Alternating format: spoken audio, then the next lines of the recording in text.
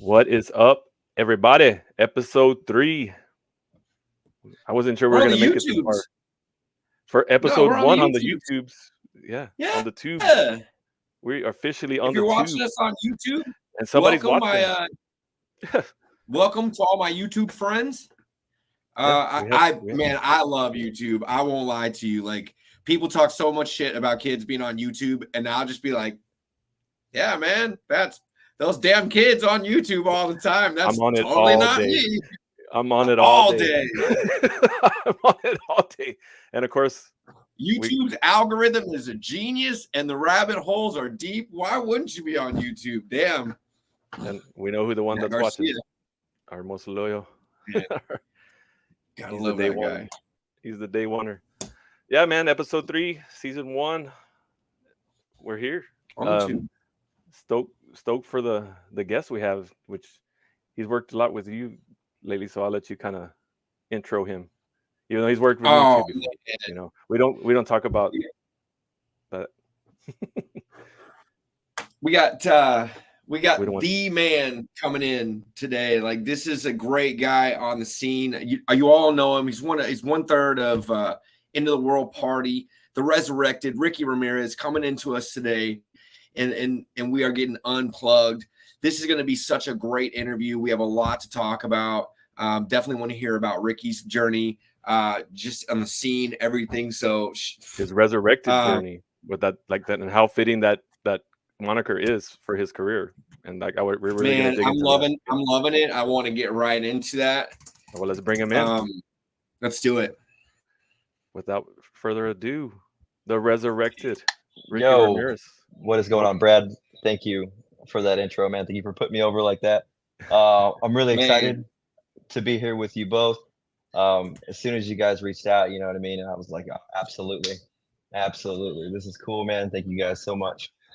It's always the hesitation, and every time it's like, well, can we get him? And we always make lists and stuff, and it's like, we message them, and then everyone, it's just crazy. Like, I think even like our buddies at Talkan mentioned this also. It's like, it's crazy how everyone just like, you know, I'm still not used to it. We've been doing the show, a show of some sort for, a couple years. I've done 160 something episodes of these kind of things and had guests almost every time, and it's still like, man, they just said yeah. Like I can count on one hand how many times people said no. Like, it's probably not even 5. So I mean, if they don't want to do it, then they're missing out. But of course, love a chance to hang with you guys. You know what I mean, and then just talk wrestling, talk live, talk the journey. You know what I mean? So unplugged. Yeah, I'm here for it, man. I'm here for it. Absolutely. Josh, you want to go first? You want me to go first? Well, I mean, what the part that I want to dig into is really, I don't know if it's something we want to start with, because like I said, the name Resurrected Ricky Ramirez, there's like, I don't know, like, I guess because that'll lead back to the beginning. So why not? So like, everyone think, oh, that's a cool name. And, and they've seen you, on the scene here pretty regularly for a good little stretch now. But I don't know if everybody's really aware of how, like, resurrected, that, like, what that really means, because of, how you took some time away. Yeah. And then it's not a gimmick. Yeah. It's not a gimmick. Exactly. No. So there you go. So like, can we dive into that? And maybe we can talk about like what made you step away and then what made you come back. Okay. Yeah. Absolutely. So, man, I've told the story before, but it's been once or twice on previous podcasts, but not sure how many people have actually seen it or heard it. But anyway, I originally started wrestling back in 2009. I started training in the summertime, and I believe it was July of 2009. And then come September of 2009, I'm having my first match. And my first match, it was for Southern Championship Wrestling in Devine, Texas, 2009. Hoss Holding. It was running those shows back then. Yeah. So my career then, I was 19 at the time. And I had 12 matches. 12 matches, man. My first one was in September of 2009. Last one, I believe, was in February 2010. Real short, briefly lived, and I always wanted to be a pro wrestler, man. Like, ever since I was a kid, I knew that's what I wanted to be. But life took me other avenues. But then, whenever I was 19, I was like, okay, this is what I'm going to do. I'm gonna, find a wrestling school, get trained up, become a wrestler. I'm gonna, follow this path. Anyway, flash forward to like February 2010. Um, at the time, I had a falling out with my trainer over some nonsensical drama that I'm not going to bring up because I don't give a shit. Don't live in that world anymore, man. But it just dumb stuff. So I was actually going out on my own. I think Spiro got me my last booking, or one of my last bookings. He got me booked for ACW when they were running at Hooligans, which was really cool. I think that was back when Darren Childs was running the show. Yeah. And also at the time, my girlfriend at the time became pregnant, and I was about to be a father for the first time. So that was heavy, right? And then, yeah, basically, and she was like, you need to work, you need to get a job, focus more on that, making money, because you're gonna have a family now. You tried the wrestling thing, it didn't work out. Let's do this. So I'm out of the business, just like that. As quick as I came in, I was gone.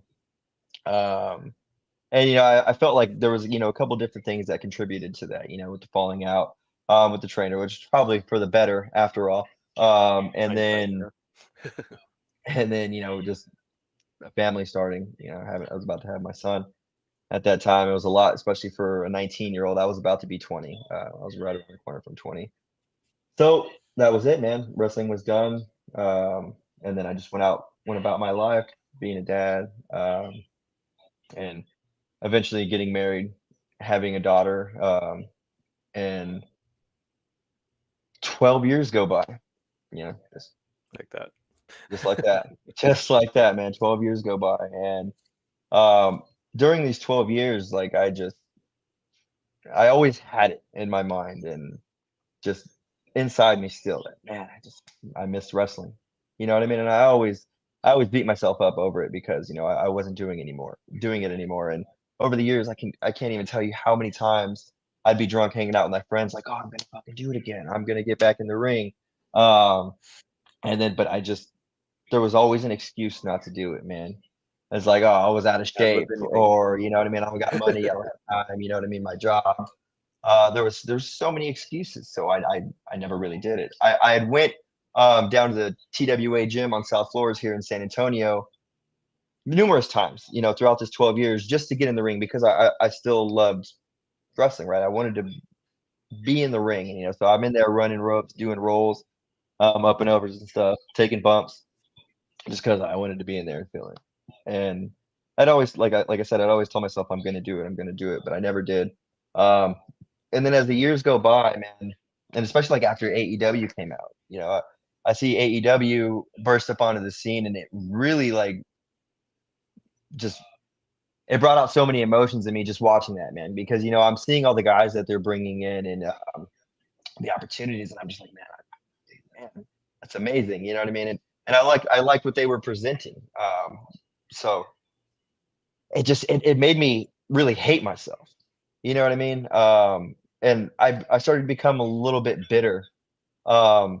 And there was other people around me that would notice that, and I wish that I wasn't that way, but it ate away at me, and like that's one thing, man. Regret will kill you for something you sincerely love. I mean, those extreme emotions mixing together. Absolutely, and then over a decade goes by, man, and so it's pretty much never going to happen, right? You know what I mean? Like I'm in my 30s now. Like I said, I still went to the gym. Like my kids, I've taken them, and they were rolling around in the ring whenever they were younger. Just because I loved it and I wanted to introduce them to it. Even though I wasn't actually pursuing it for real. But then we get to, when was it, 2022 or probably into 2021. Yeah. I go over to the wrestling shop, man, and I'm just like having conversations. My son likes wrestling toys, whatever. Trust me. One day I see a ring in there, and I was like, "Oh, what's the ring for?" He's like, "Oh, I'm gonna start running shifts here." It's like, "Oh, I used to wrestle whenever I was 19." Really? Yeah. Conversations, you know what I mean? Oh, do you ever think about coming back? It's like, oh, I thought about it all the time, but just kind of brushed it off because, again, I'm in my 30s, man. It's not going to happen. 12 years have already gone by. I go back like a couple months later. After AEW was like here in San Antonio, when Thunder Rosa won the strap. And then they were in Austin like the next week. I went to both of those shows. Took the family and everything. It was just like, yeah, let's go. This is awesome. And then I got asked the question again, like, you ever think about coming out of retirement? You know what I mean? Or just coming back. And I was like, absolutely. Like, I want to come back. Like I just said, I was like, I want to do it. Dude asked me, he's like, do you have any gear? And I was like, no, man, I don't have any gear left or whatever, you know, from back then. So could you get some by April 9th? And I was like, yeah, I can. I was like, let's do it. And then he was telling me about his ideas with Corvus. And I was like, I know Corvus. I've known Corvus since I was in first grade. He was in second grade, man. Like, wow. Forever. Wow, And like that's that. another thing. Like, I would see Corvus's pictures on Facebook, you know, throughout the years, the New Horizons, everything that he's doing. And I'm just like, man, that had to, man, yeah. I'm just like, man, why am I not doing this? But anyway, did not know that. I was told about plans about teaming up with Corvus, you know what I mean? Had this whole idea for a stable coming together. And it was, you know, it was Corvus and Ash, and, you know, then it was going to be me. I get home and like I get a message from Corvus. He's like, yo, did you talk to homeboy? And I was like, yes, I did. He's like, let's fucking do this. And I was like, okay. And so we got together, got a time, got up in the ring, rolled around, took some bumps, you know, got some actual training in, blew myself up because I was not in ring shape. But it felt like riding a bike, right? You know what I mean? Like I was actually in there with somebody other than myself for once, like I had been, you know, throughout the years whenever I would go to TWA. It was just me and my kids. But I was actually in there and doing drills. I'm actually wrestling, and it's like, okay. And that was it. I had that first day, April 9th, 2022, was the resurrection date. And that day I worked two shows on my first day back. Yeah. I tagged with Corvus in the first one, and then the second one later that night, I was in a triple threat match. And let me tell you, like I was shitting bricks. Who was that with? That was Illusion and Jesse Garza out of Laredo. Yeah. Those two guys, yeah, but they were up here. It was a CTCW show. Gotcha. Yeah, man, I was like, am I ready for this? I was backstage like, what the fuck am I doing here? Like, I just like 12 years gone, and like here I am, like backstage, second show in one day, and I'm about to do a triple threat match. I'm like, am I ready for this? Can I do this? Can I handle this? And then, like, I remember after we left the show, Corvus is like, yo, I think it was like Tiger Heart was like, where the fuck did you find this guy? Yeah, and that was it, bro. Like I was back after 12 years. I had been resurrected. You know, Corvus cut a little promo once, and he said, you know, he's like, I don't just start careers. He's like, I also resurrect them. And there I was, man, the resurrected Ricky Ramirez. I love it. And I said I chimed in when you said it, but I didn't know that you and Corvus went that far back. That's amazing. Yeah, absolutely, man. That's a whole nother layer to the story then that I wasn't. Yeah, we live well, even right now, we live like 8 minutes away from each other. Yeah. 8-10 minutes. But back in the day, we lived even closer than that. We went to the same elementary school, and then, you know, same schools, you know, all throughout our entire education. That's awesome. Yep. Old Corvus. That's wild. Love that guy. So what's up, Corvus? My question for you, love you, brother. My question for you at that point, though, because you talk about you've been 12 years out of the game, and you just all of a sudden you have a match. Like, just I compare that to all of a sudden I compare that to like having to just suddenly remember a job I did for 6 months 12 years ago. How intimidating was that for you to be back there and like, goddamn, I hope, you know, I remember how to do all this. Yeah. Oh, it was nerve-wracking. Like you wouldn't believe, brother. Like even just the days leading up to it, like I was like, am I really about to do this? Like, is this really about to happen? And, you know, everything had happened so fast. Me and Corvus had only gotten the ring to roll around together a few times before the show. So like you said, it's like 12 years away. I'm about to have my first show. And so I was backstage about to shit myself because I was like, again, am I ready for this? But originally, I wasn't supposed to wrestle at that first show. It was supposed to be me coming in, you know what I mean, beating somebody up with Corvus and them, you know, and like, oh, look, here's a It's like a third run-in. member. Yeah. Yeah, that kind of thing. And then at last second, it was like, oh, no, you're going to do a match. You're going to be in a tag team match. And I was like, oh, shit. Card subject to change. Exactly. Something I had. Apparently, I forgot that, you know, in the 12 years I was gone. But yeah, so that was just, it was, man. But let me tell you, once I went out there and got it done, it was like an amazing feeling. Right, I got that first one done, and then it was like, okay, I'm going to meet the promoter tonight at this other show. Corvus was like, I'm gonna bring you along. He's like, I'm booked on this other show. He's like, meet the promoter that way. You know what I mean? Blah blah blah. I was like, cool. I go and meet him, and he's like, okay, we'll put him with these two guys. And I was like, fuck. It's like, well, this is what I asked for, right? This is what those I are wanted. two that you had never worked with either, right? Oh no, absolutely not. Like I was meeting everybody. Yeah, you know what I mean. Yeah, for the first time. Another level of shit. Because at least you had a little bit of a security blanket with Corvus at your first match because it's your boy. Even though y'all only rolled a little bit, but you know him. Yeah, you know, like you can trust him. And then these two dudes not even from San Antonio. Like, you know what I mean? No, man. And they're like, you're going to do a triple threat. And you're working with a triple threat, which triple threats are tricky as it is anyway. And it really is. And then I'm just like, man, I'm going to blow the fuck up. I was like, I'm going to shit the bed out there. And like, I'm just going to die in the ring. But no, it didn't happen like that. We had a badass little 3-way. And that was it, man. And then the bookings kept coming. They kept getting for bigger and better promotions, working better and better talent. And it's just, I sit back and I look at where I am now, where I am with the End of the World party, and just where my life is compared to where it was a few years ago. And a few years ago, I was sitting, wishing that I could get back into wrestling. And once I did get back into wrestling, I had no idea it would go as far as it's gone right now. You know what I mean? Like, I just assumed I was going to be wrestling in front of action figures for forever. Like, let me tell you, I didn't think I was going to be anywhere near where I am now. Yeah. And then, but like I said earlier, it was like kind of like riding a bike. And once I got on it, and it just kept going, and it kept going, and now you're stacking up. And here we are, everywhere. Man, yeah, it's wild. You got championship belts stacking up. Yeah. It's wild too, because like wrestling wrestling has so many different experiences for so many different people, right? Like you can have two people have the same charisma, same talent level, same town, whatever it may be, and they'll go entirely different paths. And I think that like one thing that I've learned is like you have to be ready for anything and everything, because it like the ideas change like that. Like in the blink of an eye, everything that you were thinking it was going to be is gone.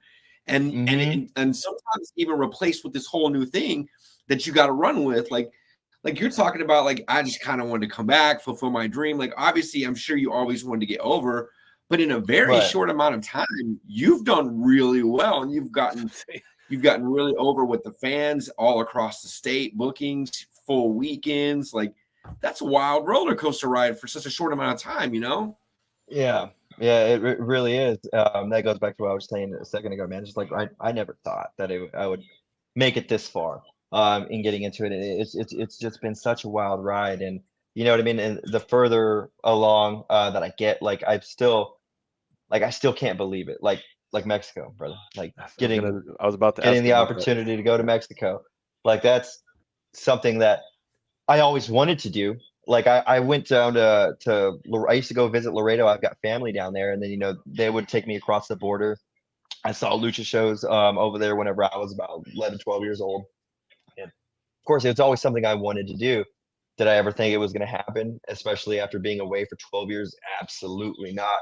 Was it on my radar whenever I returned? No.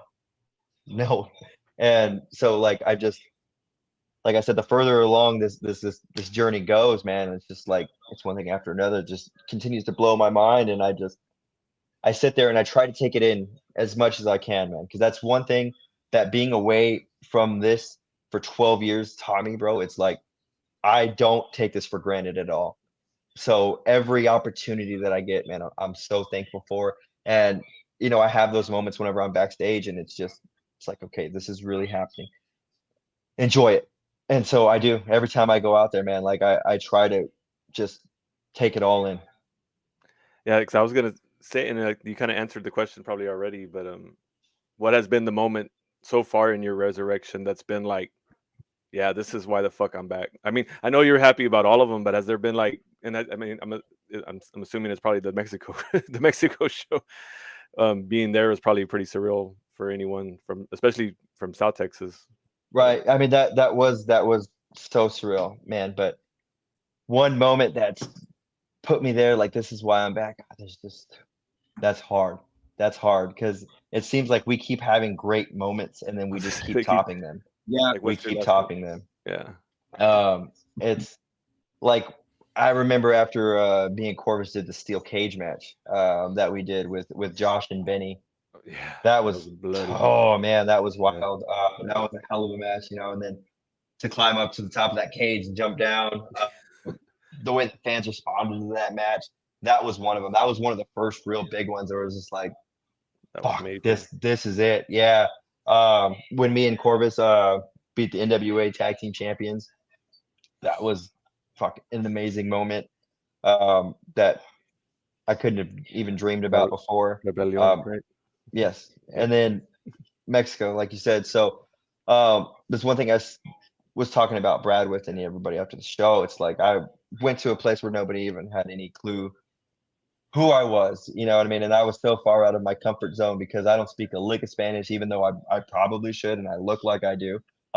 Everybody assumes I do, but I just don't. I know no Spanish. So, and you know, and then I'm without Corvus, without Ash, you know what I mean? The whole crew.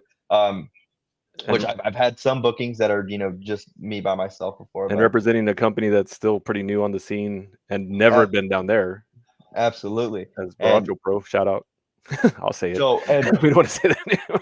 I'll say also, it. man, there was I love Baracho Pro. I love Baracho Pro. I was so happy to represent Baracho Pro down there in Monterey, man. It was amazing. But like I said, the whole place, nobody had any idea who I was. And then by the end of that match, the entire place was chanting Ricky.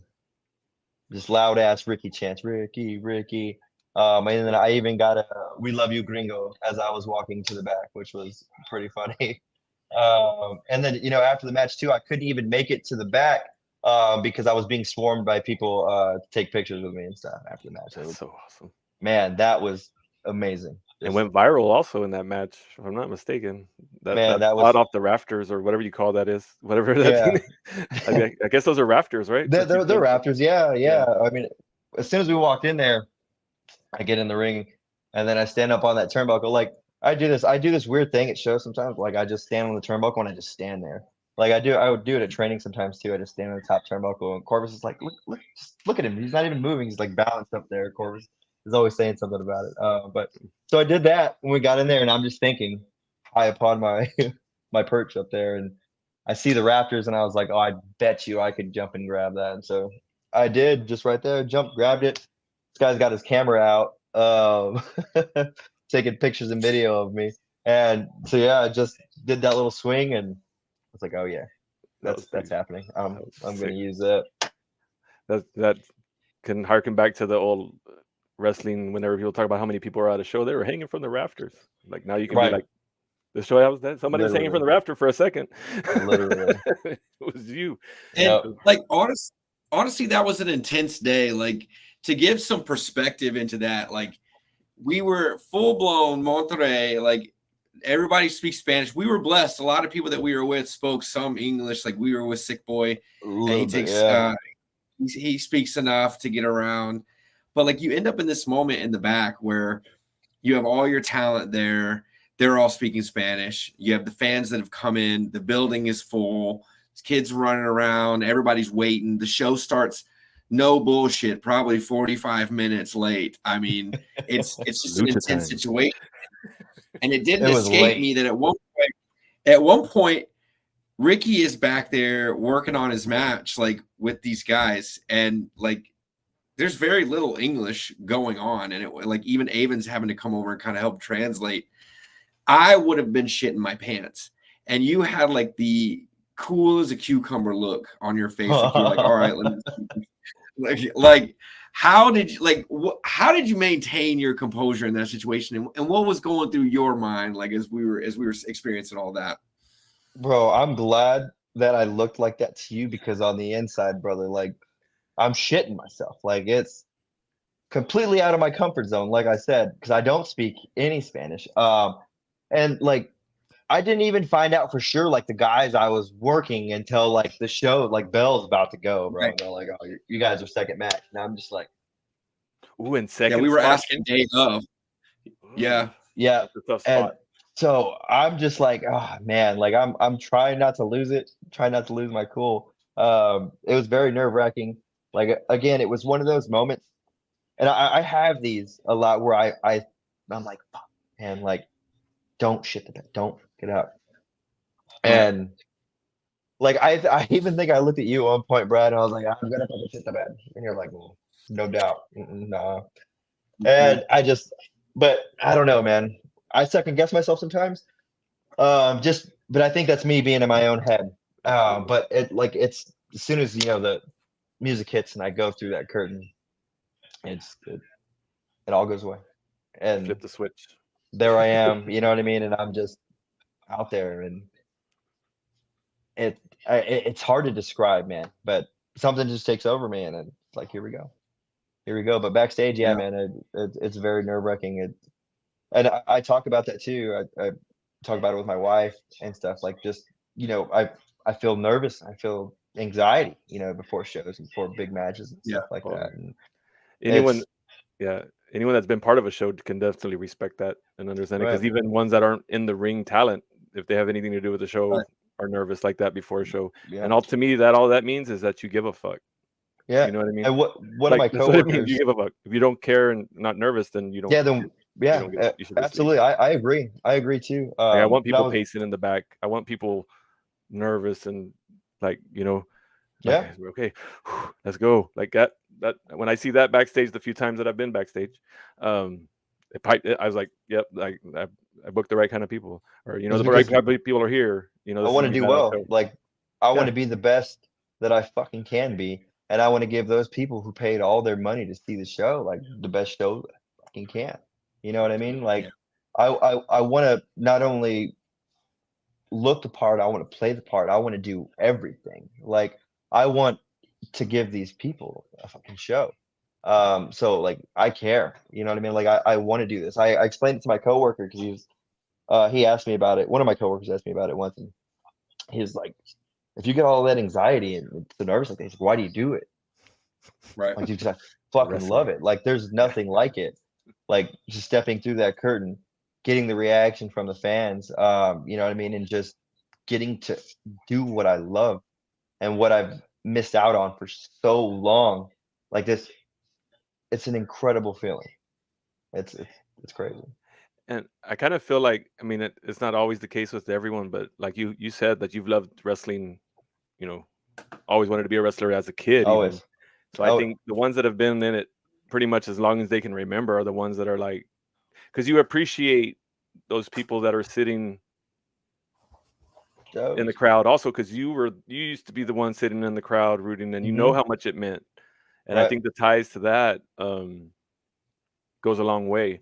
I think we lost those there for a second, but so with that saying though, so what is it? Was it like a family thing? Like what got you as what's your first memories of falling in love with wrestling as a kid? Because I know mine. I know exactly where I was. Me and my dad, man. I just remember watching wrestling with my dad.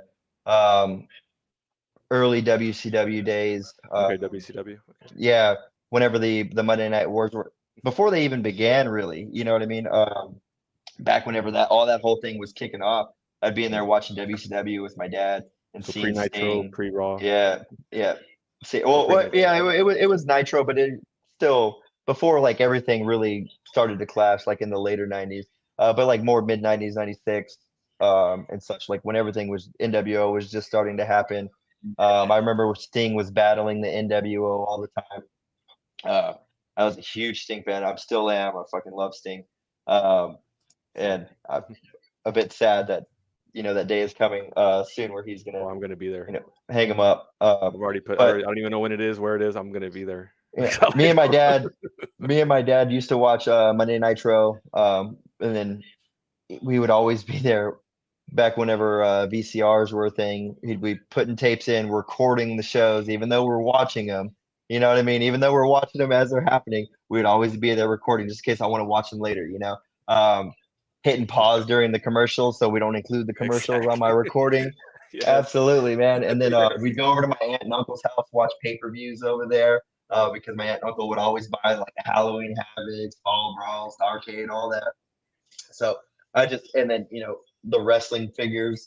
Whenever I was a kid, my parents would buy them for me. But yeah, just my earliest days, just sitting there in my parents' room on the bed with my dad, watching Monday Nitro and flipping, to Monday Night Raw whenever there was a commercial break or something like that.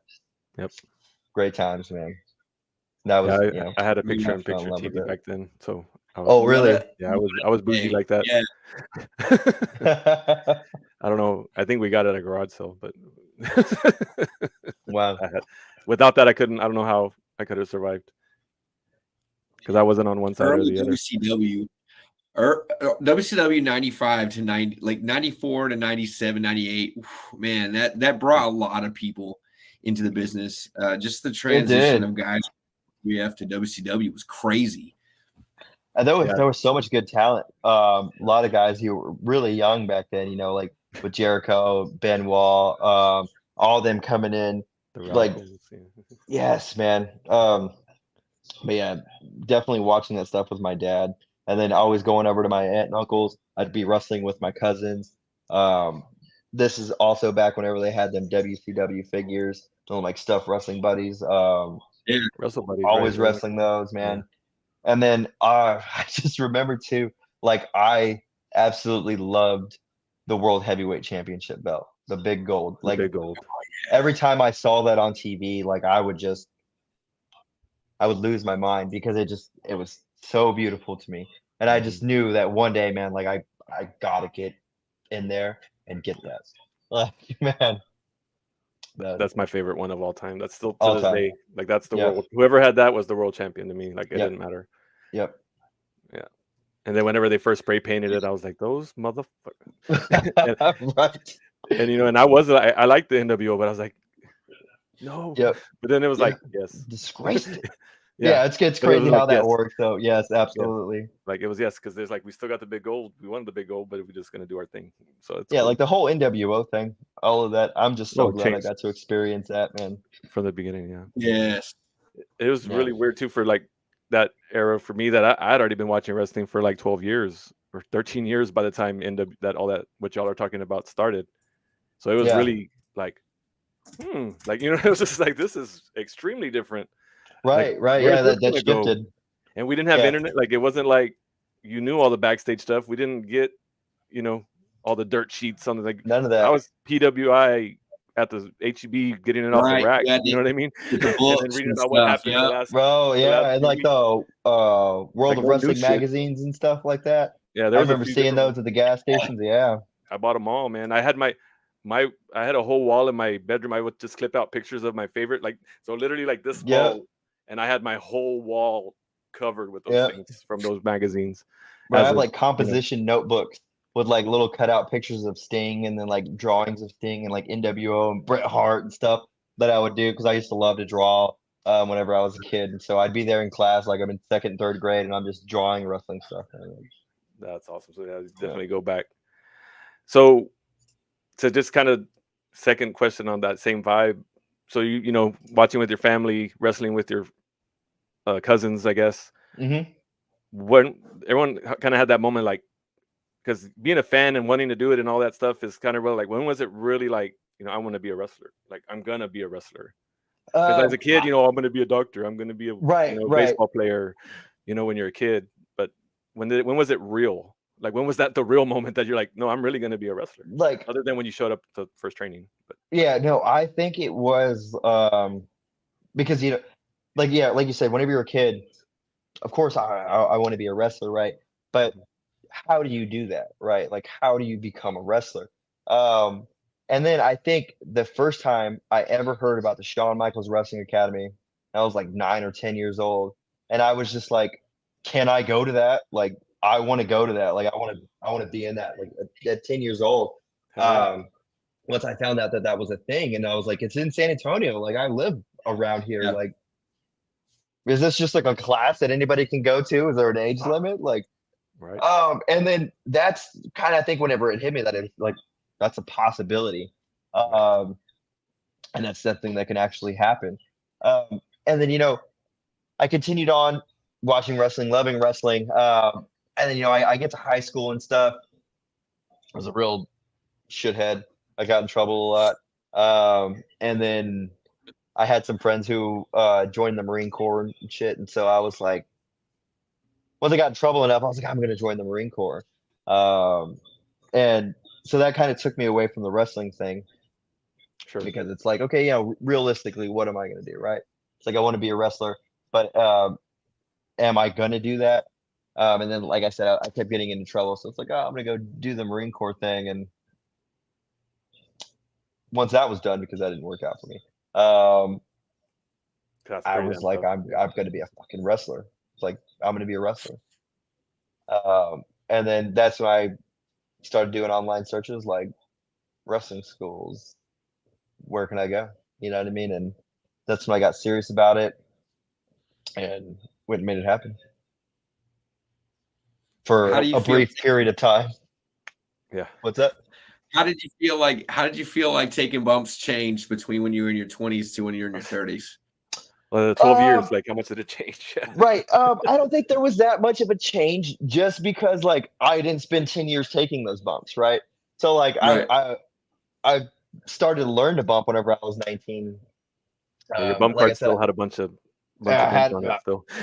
a bunch to go, baby. So I would go to TWA every so often throughout these 12 years because they have that gym down there in South Flores, and I would just go get in the ring, pay $10 to get in there for an hour by myself, and I'm just rolling around taking bumps. And whenever I got back into it this past year, it seemed like I said, riding a bike, it wasn't that bad because I was still in like semi good shape, so, and didn't have those 10 years of bumps in between. Now if I had waited another 5 to 10 years, it might have been a different story, and that first bump might have broke me, but no, I'm still good, man.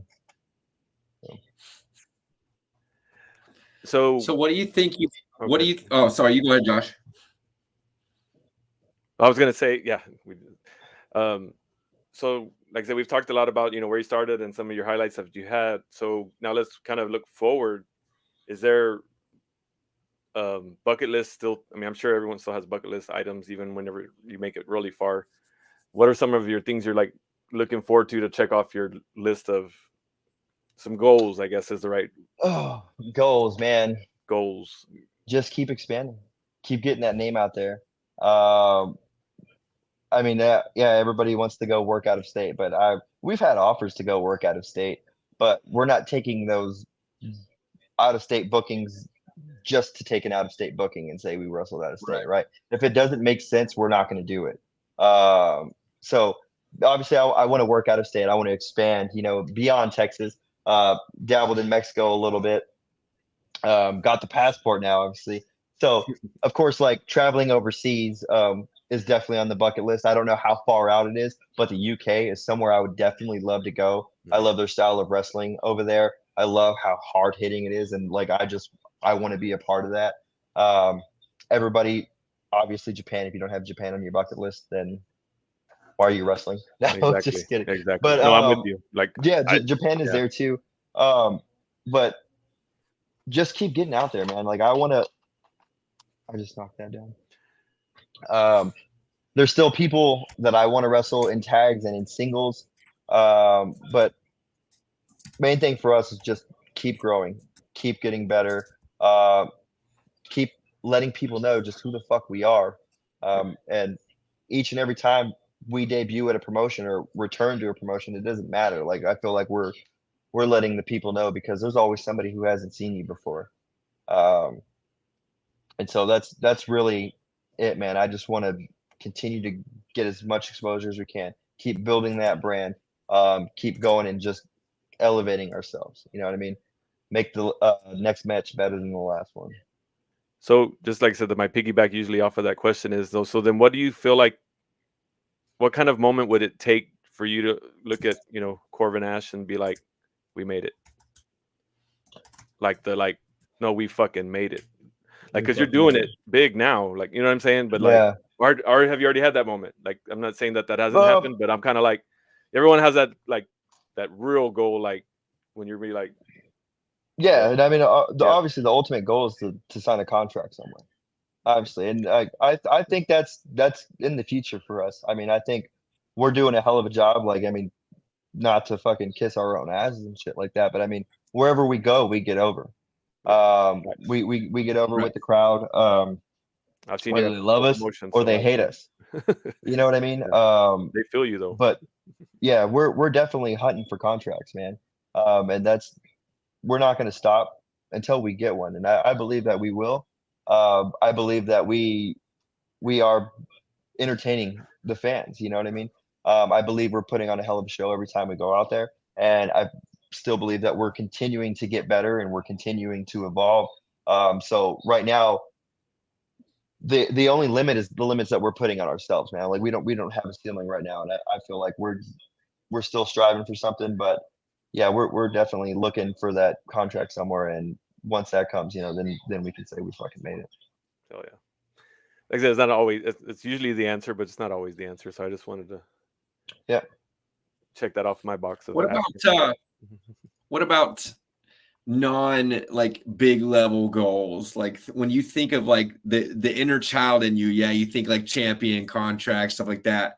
But like being on the scene, what are like? Is there any match styles you haven't got to work yet? Are there any like any big moments that you know what I mean? Like something that you're like, like a ladder match or something. You know what I mean? Yeah, absolutely. That was gonna be that was like right there on the tip of my tongue, and I was waiting to spit it out. It was like a ladder match I've been dreaming of ever since I was a kid. Like cage match was one. I've done one of those, and like I said already, that was a hell of an experience. So ladder match is definitely. I've been booked in ladder matches that just haven't happened for reasons, but that's definitely on my list. Ladder matches.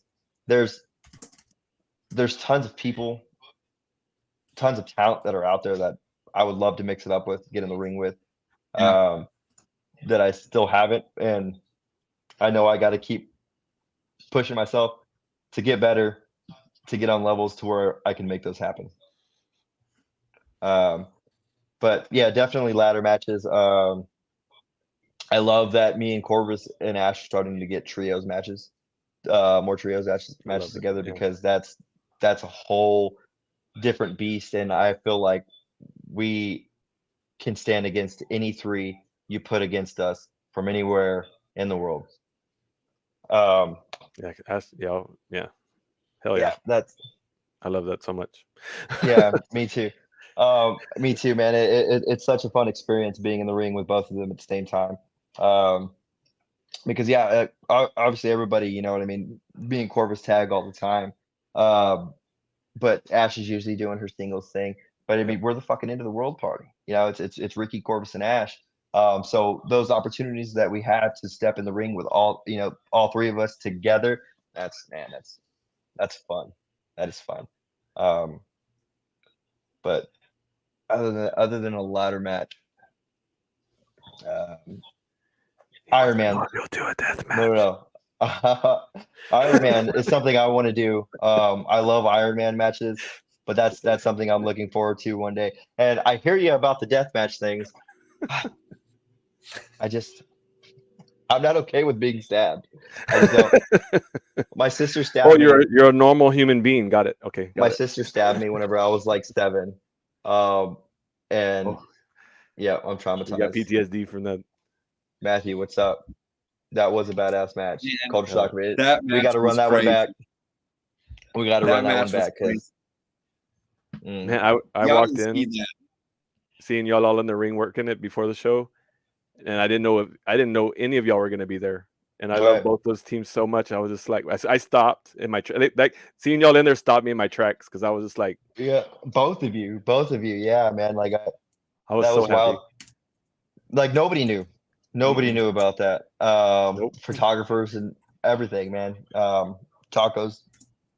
Yeah, nobody. Yeah, FGV, nobody did. Oh no, FGV didn't know. Yeah, Tacos was there too. Yeah, they're both there. Yep. It was extremely on the hush. Yeah. So. And like I said, as soon as I walked in, I saw y'all in there. I was just like, yes. That was I'm not a gonna hell dig of a into show, why man. it meant. Like, there's other deeper reasons why it meant even more. But just because I mean, I love both teams. I mean, 'cause I love Culture Shock. I've been seeing them a lot lately, thanks to my travels to Austin. Now that I've expanded my horizon to include Austin back in it. Yeah. That people know that's a big deal. That's a big deal for me. And then of course, I mean, I don't have to tell you how much End of the World Party means to me. Like, so that was amazing to see y'all do that. That was a great match. Good call, Matt. Good call. And it was amazing seeing the way confirmation from Tacos right there. Nope, we did not know. Yeah. Tacos didn't know either. What's up, Tacos? Love those guys, Franco and Tiff, man. Shout out, the best for sure. But yeah, that was a great day, man. That was a great day. Hell of a match. Looking forward to running that back someday because we've got a little bit of a revenge to enact on Culture Shock. We ain't letting that shit slide again. And speaking of that show kind of ended with y'all involved in it a little bit. So what's going on there, man? I never really. I mean, someone's leaving and y'all just kind of beat them down on their way out. Like, we'll turn we'll give it here a little bit. Corvus and Mercer have a history. That is true. They have a history. True. And Mercer and I had never really been formally introduced, so I thought, what better time than on his way out for me to just kind of boot him out the door and help him out a little bit, right? Yeah. No, that's kind of what it looked like. I just wanted to confirm. That's what it was. Pretty out of nowhere. So I mean, it was a debut. It was a debut for a big promotion, so we had to leave the fan. We're not going to let the last impression be Mercer, walking away and he was a great. See, Mercer stabbed Corvus in the face. We ain't letting that shit slide. No, sir. Receipts coming. So that's why we kicked him out the door. Because it was just also interesting because there was a slight hint of an affiliation with a certain masked manager that's a piece of crap, which y'all have never really needed a manager. So was that just coincidence, or is that something we need to pay attention to? Okay, because it kind of looked like he was getting saved. Or were we just saying goodbye? Cool. I'm glad to clear that up because fuck that guy. Since we got in the gimmick there for a bit, so I had to stick with that. Yeah. How does it feel to evolve as much as you do? Like we had you on our first show, and I feel like the character you're like, even though you're still doing End of the World Party, like I feel like y'all evolve so much. Like there's so many different versions of like the face paint and everything. Like how does it feel to like constantly evolve? Do you come up with those ideas as a group, or they just kind of fly in, or what? And innovate. Yeah, man. It's we all just kind of like we all just are constantly thinking of like what are we doing next? Like what do we want our next set of gear to look like, or what I mean? Like how are we going to do the show? Face paint, no face paint. But like much more than that, man. Like we each have our own ideas. Like we're three heads of the same beast. Like I've said this many times before. There's a lot of people will sit there and say like, oh, Corvus is the leader of the End of the World Party, and Corvus will be the first one to tell you, no, I'm not. Like I said it before, we're three heads of the same beast. We are all equal, and we love this shit, all of us. And and we're constantly trying to elevate ourselves, elevate the brand. So I feel like all three of us, we're always just thinking about what we got next. So we just converge on all this stuff, brother. You know what I mean? And as far as how it feels to go, to constantly evolve. I feel like it's something you just have to do, right? Because getting stale is definitely a thing, man. Gimmicks go stale all the time. Workers go stale. Guys just don't evolve or don't change anything up. They do the same shit every time out there. And that's Yep. I'm not pointing fingers at anybody, but But it it happens to happens. even to Everybody guys does. on No can TV, deny on that. characters, booking decisions. Undeniable. Yeah, all that stuff, man. Stuff gets stale, and you just got to keep evolving. You got to keep pushing, always striving to get better, thinking ahead. You know what I mean? It's awesome to live in the moment. Like I said, I take everything in whenever I'm going out there, and having my matches. But we don't ever get stuck in one place, right? We're always thinking about what's next. What are we coming up with? What are we going to do? And that shows because, and like I was kind of chiming in saying also the word innovation, because like you see, especially in indies, it's like everybody does super kicks, everybody does Canadian destroyers, everybody does, a version of something that we see on TV all the time. But when it comes to y'all's matches, like y'all's finishes and a lot of y'all's, tandem moves are things that I can't recall ever seeing before.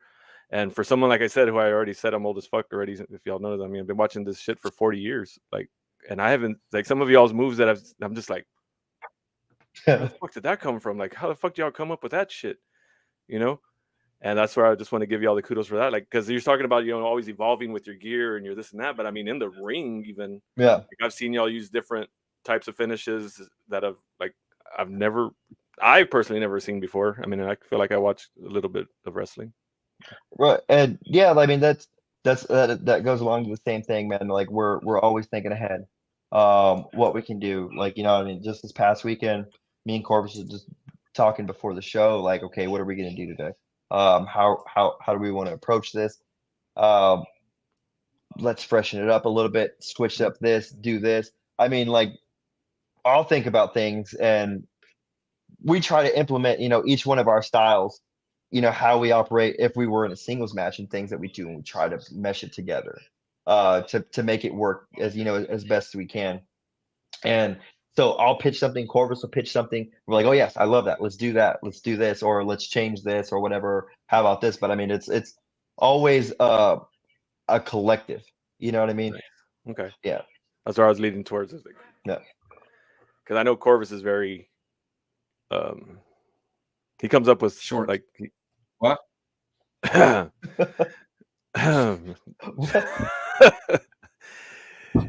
He's Corvus, very creative, is what I was gonna say. Yeah.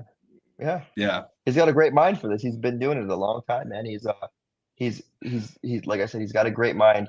He's creative. But so are you, is where I was gonna go also. Like, and so sometimes that's a problem in groups, is when you get two creative people together, it's hard to work together with people like that sometimes. A lot of times, actually, in my experience. And it's very, I mean, yeah, I don't know if it just goes back to us, you know what I mean, and like our history together, because we go way back. We both have similar backgrounds. We're from the same area, you know what I mean, and we know what it's like, man. You know what I mean? To just want to fucking do this, and so there's no egos amongst us, man. Like I said, we're just trying to elevate each other and elevate our brand as much as we possibly can. And so everything that like I'm thinking about whenever I'm approaching stuff is like for the group.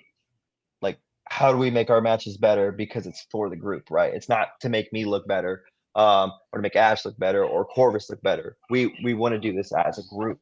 And I think that's what makes us so special, is because we're a hell of a group, and we're a group that can do it all. You know what I mean? We can do singles, we can do tags, we can do trios matches. Like, Ash has managed us. Like, whenever we first started out, Ash was managing us, you know what I mean?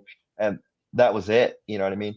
But we still had like a presence, and it meant something, everything that we were doing before she even steps in the ring. And now she's in the ring and she's fucking tearing it up. Corpus Christi finally got to see her there at Cartel, and man, like, people were talking about it online. They want to see more of her. So we're thinking about the success as a whole, man. And so we're not bickering, we're not arguing about, well, who gets to do this, who gets to do that. Like, it doesn't matter. Yeah, exactly. No, that's some dumb shit. Because we're just the end of the world party. That's it. It's Ricky, Corpus, and Ash. We're the end of the world party, and that's how we get over. and that's how we keep growing. I love it so much, man. I think that's a good way to kind of end this and lead to our closing segment. Unless you got something else, Dose. No, let's do it. This is going to be an interesting question. Yeah. So, like I said, Ricky, and we don't ever prep our guests, and I'm going to say that probably qualify this every time by that same way, that we never prep the guests. They don't know, but we have this. We call it, the GOAT segment, and we pick a category, and you pick who is the GOAT of it. Okay. And GOAT means one. Yeah. One. And everyone's, because even the very first guest we had, they're like, well, it's hard to choose between one and there. No, one. The greatest of all time means one. When you say you're the GOAT, we're a GOAT. Like, no, GOAT, one.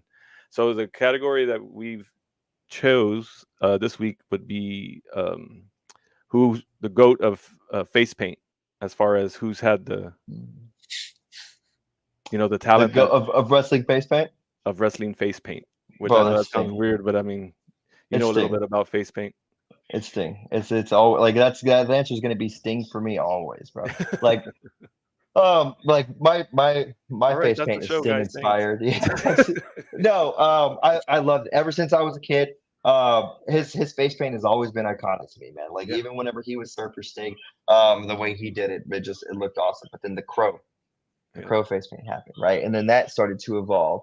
And it seemed like, because his face paint never stayed the same, right? It evolved. It kept changing with him. Even if it was just a black and white, it changed. By the way, you know what I mean? He went from just 2 lines to like 1 and 2 on the bottom, and then they started getting squiggly, and he added them on the lips and stuff. And then Joker Sting. Yeah, too. and then Joker Sting. Yeah, he changed it up.